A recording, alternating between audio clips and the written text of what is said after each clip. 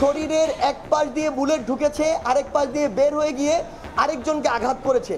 ওই বুলেটগুলো পর্যন্ত ব্যবহার করা হয়েছে। এক একজন কিভাবে কাতরাচ্ছে। হসপিটালগুলোতে যেন যারা আন্দোলনকারী রয়েছে সকলের এই চিকিৎসা ফ্রিটি যেন মওকুফ করা। যারা ইতিমধ্যে প্রাইভেটে টাকা দিয়ে দিয়েছেন তাদের টাকাটি রিফান্ড করা হবে এবং পরবর্তীতে প্রাইভেটে আর কোনো ধরনের চিকিৎসার টাকা লাগবে না। আপনাদের যদি সার্ভিসে কোনো গ্যাপ থাকে তাহলে ছাত্র জনতা কিন্তু আপনাদের পরে কোনোভাবে ছেড়ে দিবে না। প্রত্যেকটি হাসপাতালে একটি অভিযোগ বাক্স খোলা হয়েছে, সরকারি হোক বেসরকারি হোক, প্রতারিত হলে পরে সেই অভিযোগ বক্সে অভিযোগ দান করবেন।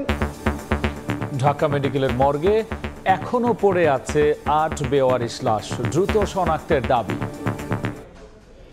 দেখছিলেন প্রধান শিরোনাম। সন্ধ্যার সময় সঙ্গে আছি আমি গোলাম রাব্বি। এবার অন্যান্য শীর্ষ সংবাদ। বহুদলীয় গণতন্ত্র নিশ্চিত করে সুষ্ঠু নির্বাচন অনুষ্ঠানে প্রতিশ্রুতিবদ্ধ অন্তর্বর্তী সরকার। Third voice of global south সামিটে ডক্টর মোহাম্মদ ইউনূস। পিলখানা ট্র্যাজেডিতে শেখ হাসিনার বিরুদ্ধে সরাসরি জড়িত থাকার দাবি নিহতদের স্বজনের।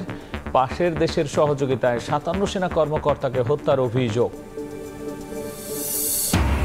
বন্দি বিনিময় চুক্তির মাধ্যমে শেখ হাসিনাকে দেশে এনে বিচারের দাবি বিএনপির।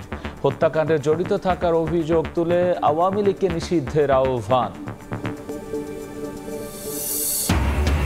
এবং পশ্চিমবঙ্গে ধর্ষণ হত্যার প্রতিবাদে ভারত জুড়ে চিকিৎসকদের কর্মবিরতি। দোষীদের শাস্তির দাবিতে রাজপথে সর্বস্তরের মানুষ। রাজ্য সরকারের পদত্যাগ দাবি।